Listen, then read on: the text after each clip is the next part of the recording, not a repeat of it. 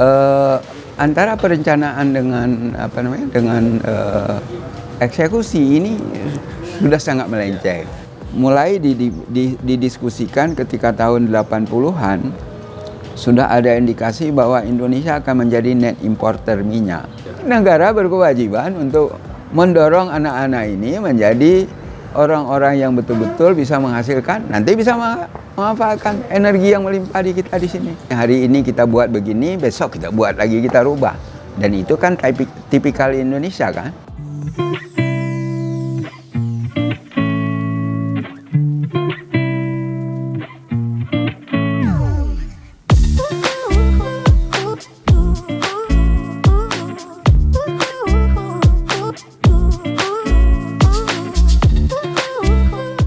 Saya kira kalau kita bicara energi itu harus bicara manajemen gitu ya.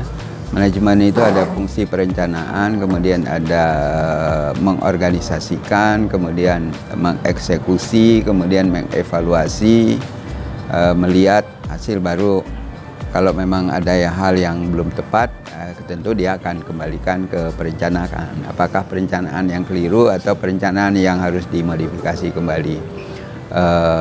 Sampai kemudian mencapai target. Nah, kalau kita lihat di Indonesia ini dari sejak tahun 80-an itu memang belum ada sebuah perencanaan yang baik dalam konteks untuk kemana dibawa arah pengelolaan energi ini. Lebih banyak yang dilakukan itu adalah ibarat orang menyelesaikan masalah yang timbul saja, jadi bukan sebuah perencanaan jangka panjang. Nah, kalau kita bicara perencanaan jangka panjang, tentu kita harus melihat, menganalisis yang disebut dengan SWOT analisis ya, kekuatan kita apa gitu ya, kelemahan kita apa, potensi ke depan apa, kemudian hambatan-hambatannya apa. Nah, kalau kita bisa membuat ini, tentu kita akan bisa menuju kepada sebuah target atau harapan di dalam pengelolaan energi itu akan jauh lebih baik. Antara perencanaan dengan eksekusi ini sudah sangat melenceng. Jadi ini awal dari proses itu. Kalau Bapak tanya di mana hambatan, nanti belum lagi nanti di dalam tindak lanjutnya gitu ya.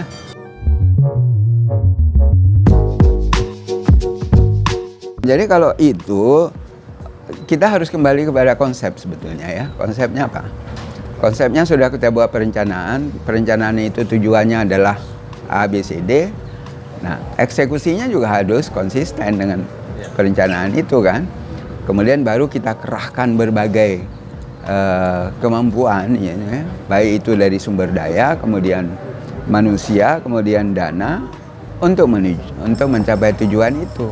Nah, kalau misalnya kemampuan kita, sumber daya kita terbatas, kita cari alternatif untuk menyelesaikannya itu. Kita misalnya finansial kita terbatas, kita cari alternatif. Kemudian apa lagi yang menjadi hambatan? Itu kita cari, tapi tetap konsisten gitu dengan tujuan. Tapi jika ini tidak sesuai, maka tentu apa yang mau diharap gitu? Ini saja sudah melenceng gitu ya. Mulai didiskusikan ketika tahun 80-an sudah ada indikasi bahwa Indonesia akan menjadi net importer minyak ya waktu itu. Kenapa?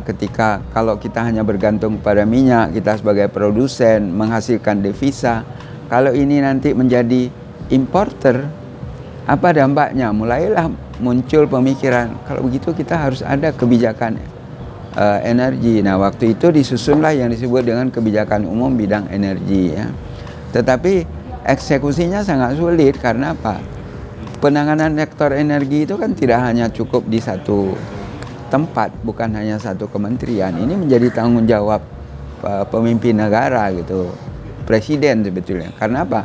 Karena energi itu simpul-simpul kekuasaannya itu tidak berada pada satu menteri, ada di Menteri PU ya misalnya untuk air, ada di Menteri Pertanian gitu, ada di Menteri Perencanaan Pembangunan Nasional, ada di Menteri Keuangan.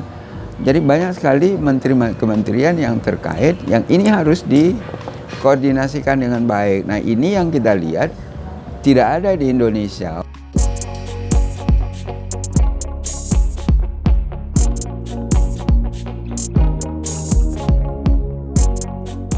Tahun 2000-an kemudian muncul pemikiran, bagaimana kalau kita susun sebuah pemikiran, harus ada sebuah perencanaan pengelolaan energi secara nasional.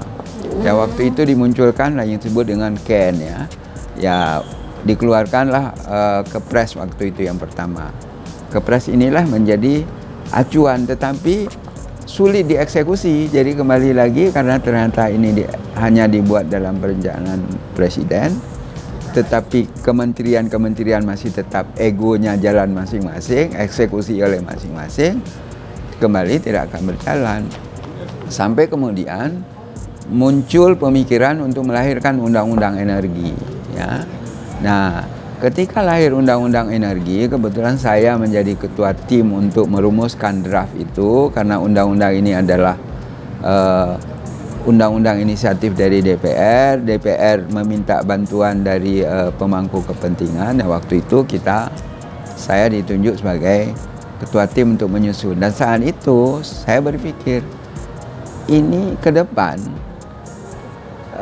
pemanfaatan energi fosil ini bukan lagi menjadi prioritas ya. Ke depan nih, waktu itu kita belum bicara Paris Agreement dan sebagainya, bukan menjadi prioritas. Tapi yang menjadi prioritas itu adalah energi terbarukan. Kenapa menjadi energi terbarukan? Karena kita punya potensi energi terbarukan yang cukup lengkap gitu ya. Ada semua potensi, ada air, ada panas bumi, ada angin, ada matahari, ada bioenergi, ada laut gitu. Nah ini yang harus diprioritaskan. Sedangkan untuk energi fosil memang kita punya besar, tapi dia akan habis ya. Nah disinilah kemudian kami mencoba memunculkan di dalam undang-undang itu, kalau begitu energi terbarukan harus menjadi prioritas gitu ya. Nah muncullah di undang-undang energi itu. Kemudian bagaimana mengeksekusinya? Mengeksekusi itu harus ada sebuah badan waktu itu yang kita usulkan. Badan itu kita sebut dengan bukan Dewan Energi Nasional ya, tapi Komisi Energi Nasional kami sebut. Nah Komisi Energi Nasional ini dipimpin langsung oleh day to day oleh Wakil Presiden, karena Wakil Presiden kan tidak ada tugas ya yang spesifik gitu ya, selain membantu Presiden. Kita tugaskan aja Wakil Presiden. Tetapi di dalam pembahasan draft itu kemudian ternyata namanya berubah menjadi Dewan Energi Nasional, kemudian ketuanya menjadi Presiden. Ya, ini menjadi tidak efektif juga. Kenapa tidak efektif? Karena day to day-nya itu diserahkan kepada Menteri Energi lagi.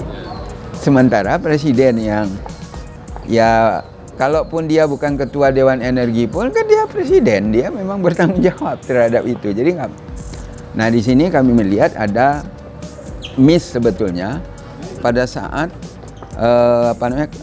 dicapai kesepakatan antara pemerintah dengan DPR. Kalau saja waktu itu Wakil Presiden, dia kan day to day kan.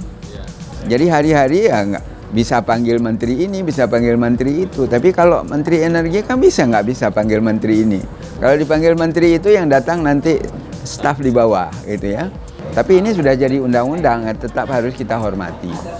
Nah dari sinilah saya melihat bahwa perencanaan sudah dibuat sekarang oleh Dewan Energi Nasional, sudah disepakati secara nasional. Tapi begitu eksekusi itu tidak segampang itu. Kenapa? Tidak konsisten. Kita lihat misalnya untuk kelistrikan gitu ya. Apa yang dibuat di dalam kebijakan energi nasional ya, kemudian dijabarkan dalam rencana umum energi nasional, itu ternyata tidak sama dengan apa yang disusun di dalam rencana umum penyediaan energi nasional. Jadi satu lari lurus gitu ya, satu lagi lari kemana, jadi nggak akan pernah nyampe gitu. Jadi kalau dari sisi perencanaan saja sudah begitu, bagaimana mau eksekusi lagi?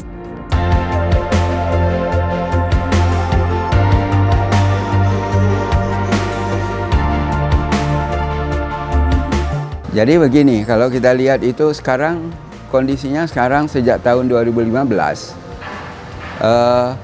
itu ada perjanjian Paris ya, di mana perjanjian Paris itu orang di seluruh dunia sudah merasakan bahwa dunia ini makin mengalami pengaruh-pengaruh akibat perubahan iklim. Nah, perubahan iklim penyebabnya apa? Penyebab perubahan iklim yang paling besar itu adalah karena emisi karbon, gitu ya. Emisi karbon ini menyebabkan naik temperatur, kemudian terjadi perubahan perilaku alam dan sebagainya. Kalau Indonesia sebagai negara kepulauan, tentu ini akan menjadi negara yang paling berkepentingan karena akan terpengaruh. Oleh karena itu, sejak itu orang berpikir bagaimana cara menurunkan emisi ini. Untuk menurunkan emisi ini dilakukanlah upaya untuk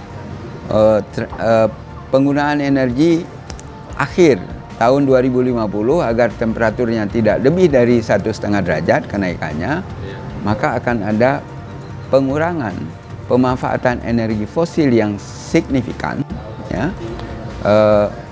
menjadi untuk mencapai net zero, yang disebut net zero emission ya tahun 2050. Nah, caranya bagaimana? Caranya itu adalah melalui dua sisi di Indonesia. Satu melalui kita punya potensi kehutanan yang cukup banyak dan itu bisa menyerap karbon gitu ya. Kemudian juga jangan lagi membuka kawasan hutan yang tidak teratur ya, tidak terkelola dengan baik sehingga itu akan menambah emisi, dan ini bisa menurunkan emisi sampai 17% harapannya. Kemudian yang kedua itu dari sektor energi. Nah, sektor energi ini punya kepentingan dia bisa menurunkan emisi sampai 11%. Jadi target kita 29% total untuk kita turunkan sampai tahun 2020. Nah, 11 tambah 17 menjadi 28, 1% lagi dari sektor lain di luar sektor kehutanan dan energi. Nah, untuk sektor energi yang paling besar emisi itu adalah dari batu bara dan minyak bumi, dan yang terbesar adalah batu bara. Nah, kita lihatlah bagaimana perilaku penggunaan batu bara dan minyak bumi di kita di Indonesia. Batu bara dalam untuk kepentingan kelistrikan itu sudah 63% sampai 64% sekarang. Berarti kan mayoritas. Artinya kalau ini tidak bisa dikurangkan, nggak mungkin penurunan emisi itu bisa terjadi. Yang kedua adalah dari penggunaan minyak bumi, sektor transportasi ya. Ini yang paling besar. Kalau ini juga tidak bisa dikurangi, tentu juga tidak bisa. Nah, oleh karena itu perilaku ini harus dilakukan dua sektor. Satu, pengurangan batu bara dengan energi terbarukan. Yang kedua, memindahkan penggunaan bahan bakar ini menjadi pola transportasi yang lain, misalnya menggunakan listrik yang berbasis baterai, berbasis energi terbarukan dan sebagainya. Betul, itu upaya, itu salah satu upaya, karena itu diversifikasi dari penggunaan transportasi yang berbasis bahan bakar ke berbasis listrik. Tetapi listriknya itu juga harus tidak menggunakan batu bara, gitu ya, harus menggunakan energi terbarukan. Nah, ini baru kita bicara dari sisi energi terbarukan. Dari mana sumbernya, ya kan? Kita punya energi terbarukan itu potensinya luar biasa besar. Yang sudah dirilis saja sekarang itu ada 400 gigawatt gitu ya. Kalau dibandingkan dengan kebutuhan listrik nasional itu sekarang hanya 70 gigawatt, 400 itu kan jauh banget ya. Artinya jauh lebih besar potensi daripada pemanfaatan. Nah, tahun 2050 pemakaiannya itu bisa lebih dari 400 dalam perhitungan kita. 400 gigawatt. Kalau begitu nggak cukup dong. Nah, ternyata kita dari evaluasi potensi energi terbarukan kita ternyata jauh lebih besar dari 400. Jadi bukan 400. Itu dari sisi itu. Jadi belum lagi kita punya panas bumi, belum punya air gitu ya. Kita juga punya bioenergi, kita punya energi laut kita melimpah di mana-mana gitu ya. Nah, ini yang seharusnya ini harus ada sebuah perencanaan yang matang ya. Nah, memang energi-energi ini kan energi yang boleh dikatakan ini pengetahuan yang lebih baru. Karena pengetahuan yang lebih baru membutuhkan sebuah pemikiran dan inovasi yang lebih baru. Kenapa? Supaya si energi ini, ya biasanya kalau pada saat-saat awal dia diciptakan itu kan masih teknologi pertama, mungkin efisiensinya masih rendah gitu, tapi makin lama dia kan masih bagus kan, penyempurnaan. Kemudian kalau tahap awal kita butuh investasi besar, tapi lama-lama karena dia makin bagus, mungkin investasi menjadi lebih kecil. Nah, ini semua berkat teknologi yang dihasilkan. Ini yang harus dilakukan. Nah, kita kalau saya lihat Indonesia ini kan punya SDM yang cukup bagus ya. Lihat saja misalnya kalau anak-anak Indonesia ikut Olimpiade dunia itu, matematika menang, ya fisika menang, kemudian biologi menang, kimia juga menang. Kenapa nggak orang yang menang-menang ini dioptimalkan, diarahkan gitu ya? Negara berkewajiban untuk mendorong anak-anak ini menjadi orang-orang yang betul-betul bisa menghasilkan, nanti bisa memanfaatkan energi yang melimpah di kita di sini. Nah, ini yang saya kira menjadi tugas negara.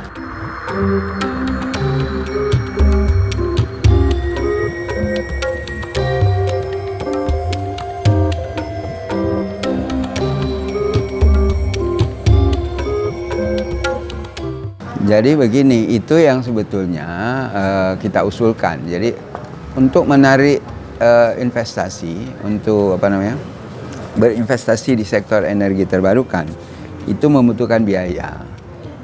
Nah, biaya ini bisa dilakukan oleh pemerintah sendiri kalau kita punya kemampuan dari sisi pendanaan untuk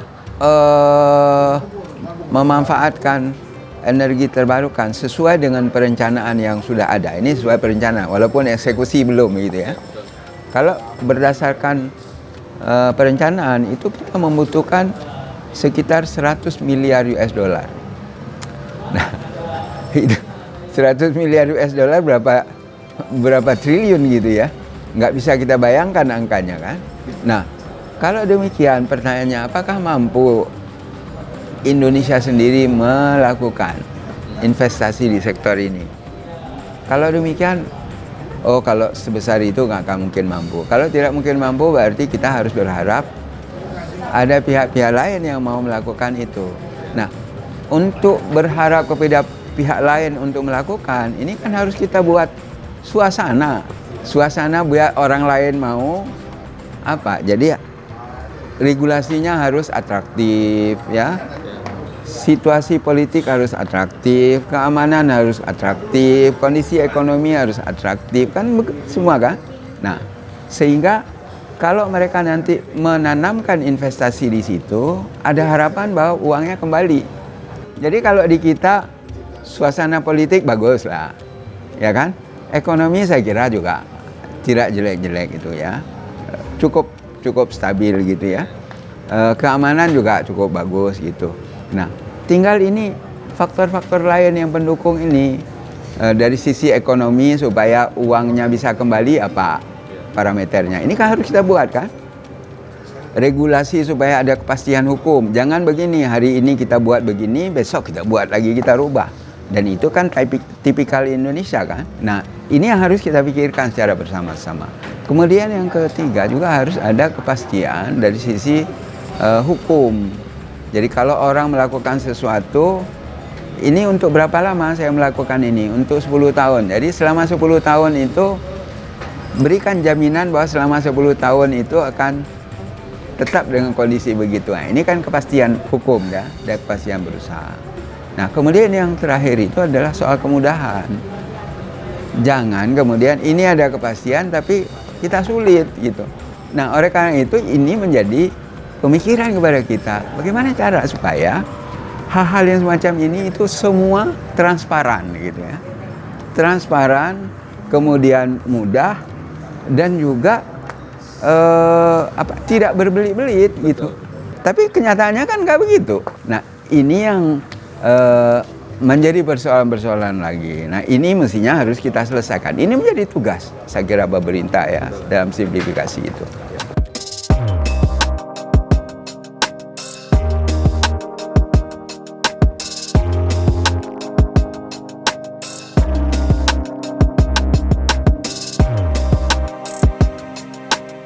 tadi saya bicara itu dari sisi supply gitu ya. Jadi karena apa? Kebutuhan untuk Indonesia tahun 2050, tahun 2030, 2040 itu kan sudah dibuat perkiraan. Dengan pertumbuhan ekonomi begini, maka pertumbuhan energi akan begini-begini. Itu ada rumusnya gitu ya. Nah, dengan demikian berarti sekarang saya harus cari supply-nya bagaimana untuk memenuhi ini gitu. Nah, ini kan supply side management namanya. Sekarang bagaimana cara? Karena ke depan kita kan juga nggak tahu. Nah, oleh karena itu ini harus dibuat demand side management. Ya, demand side management ini diatur supaya ini inline dengan potensi yang kita miliki. Ada dua sisi yang kita atur. Sisi yang pertama itu adalah kawasan ekonominya, di mana mau kita buat pertumbuhan ekonomi itu, ya kan? Kemudian yang kedua, industri di mana kita buat dan bagaimana dan berapa banyak industri yang akan kita tumbuhkan. Nah, dengan demikian, dengan mengontrol dua ini, kita akan bisa lakukan. Jadi dua isu, ya, sehingga seperti Kayan sekarang, dia ada potensi di sana di Kayan besar gitu ya. Kan nggak bisa dipindah Kayan itu ke Jawa kan. Nah, karena itu yang bisa itu adalah kawasan industrinya nggak usah dibangun di Cikarang. Kita bangun di sana. Nanti kalau produknya sudah jadi, baru kita angkut. Kan nggak ada persoalan juga kan? Sama aja sebetulnya. Nah, ini yang kita sebut dengan demand side management. Nah, ke depan itu harus banyak. Belum lagi nanti kita bicara soal efisiensi, ya kan? Efisiensi itu bisa kita lakukan dengan berbagai macam-macam cara gitu. Jadi kembali lagi kepada konsep yang kedua, yang tadi REBET ya, REBET Renewable Energy Based Economic Development, sedangkan REBIT itu adalah Renewable Energy Industrial Development. Nah, kemudian yang ketiga itu adalah efisiensi. Nah, efisiensi itu yang tadi bisa smart building ya, semualah tempat-tempatnya.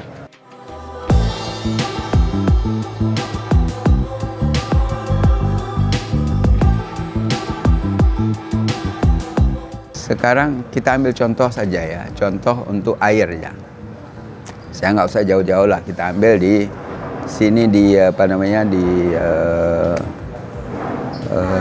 Cirata lah. Cirata itu kan jadi waduk ya.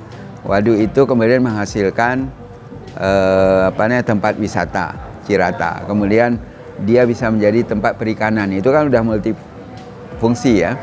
Kemudian airnya itu digunakan untuk pembangkit listrik, PLTA, menghasilkan listrik. Di atas Danau Cirata sekarang mau dibangun lagi itu adalah PLTS. Namanya PLTS Terapung, dan itu menjadi PLTS yang terbesar di kawasan Asia sekarang ya. 145 megawatt. Walaupun nanti akan dikalahkan oleh Singapura ya, yang tadi 100 berapa tadi ya. Ini berlomba-lomba aja. Tapi yang Terapung ini sekarang kita masih lebih besar. 145. Nah, itu sudah tambah fungsinya. Belum lagi nanti air yang sudah dihasilkan oleh Waduk Cirata ini dialirkan masuk ke sungai, airnya bisa untuk pertanian, bisa macam-macam. Sebelum masuk pertanian, ini bisa di-recycle lagi. Recycle untuk apa? Ini kita pasang PLTS, ya, PLTS ini menghasilkan listrik, listriknya itu kita pakai. Air yang ada di situ kita pompa balik ke sana. Itu kita sebut dengan pumping storage, ya. Akhirnya balik lagi ke tempat waduk, dari waduk siklus lagi masuk ke sini, jadi itu ada siklus macam itu. Mungkin hanya sisa-sisa aja masuk ke untuk pertanian, untuk air minum dan sebagainya. Jadi multifungsi itu sangat-sangat besar gitu ya.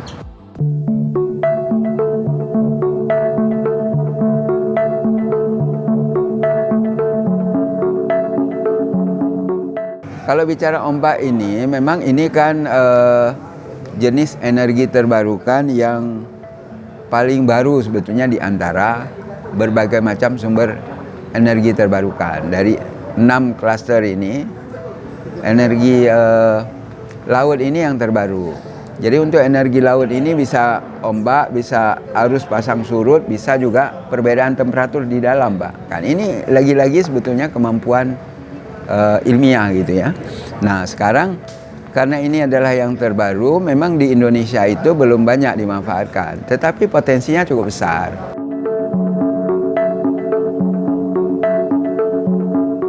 Ya, kalau itu memang tiap-tiap negara kan punya sumber energi berbeda-beda, jadi nggak bisa kita sebut ini ideal semua gitu ya, nggak bisa. Jadi kalau kita lihat misalnya PLTS saja, PLTS itu Cina dia membangun PLTS dalam 5 tahun itu 115 gigawatt dalam 5 tahun, Pak. Kita udah sekian lama itu 200 megawatt aja belum sampai, Pak, jangan. Kemudian India dalam 5 tahun itu 75 gigawatt gitu ya, itu matahari. Vietnam yang tadinya belajar sama kita di Indonesia itu dalam 5 tahun dia itu sekarang sudah lebih dari 7 gigawatt, Pak. Nggak usah jauh-jauh, kalau tadi sama Cina barangkali jauh kita bandingkan, India jauh gitu ya, sama Vietnam aja lah. Ternyata Vietnam dia jauh lebih besar. Nah sekarang kita mau dikalahkan lagi oleh Myanmar oleh Thailand gitu ya. Ini baru dari sisi. Nah kalau kita bicara energi air, mungkin kawasan-kawasan negara Skandinavia mereka bagus ya. Kita bicara angin, negara-negara Amerika, Selandia Baru, kemudian di Eropa itu bagus ya. Jadi makanya tiap-tiap itu berbeda, punya keunggulan masing-masing. Kita bicara panas bumi, Selandia Baru bagus gitu, Italia bagus gitu, Amerika, Filipina malah juga bagus gitu ya. Nah ini tiap-tiap ini beda, jadi nggak bisa kita ini sama ratakan semua.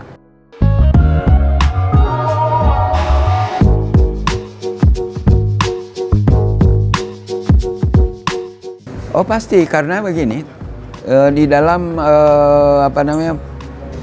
perkiraan ini yang sudah dibuat, karena dunia ini akan mengalami perubahan dari penggunaan energi fosil menjadi energi terbarukan. Bahkan nanti setelah tahun 2050, energi dunia itu akan dimonopoli oleh energi matahari. Yang lain-lain tuh udah nggak ada ya, misalnya batu bara, minyak, nuklir, itu sudah. Mungkin hanya porsinya sekitar 10%, Pak. Tetapi selebihnya itu adalah matahari, angin, dan juga yang lain-lain. Air barangkali sedikit, karena kalau matahari kan dia tak terbatas ya.